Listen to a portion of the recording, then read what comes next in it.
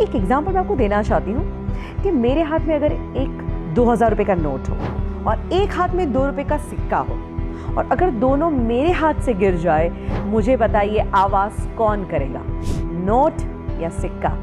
Of course सिक्का। चिल्लर ही आवाज़ किया करते हैं, जब वैल्यू बढ़ जाती है तो ऐसी आवाज़ें नहीं होती।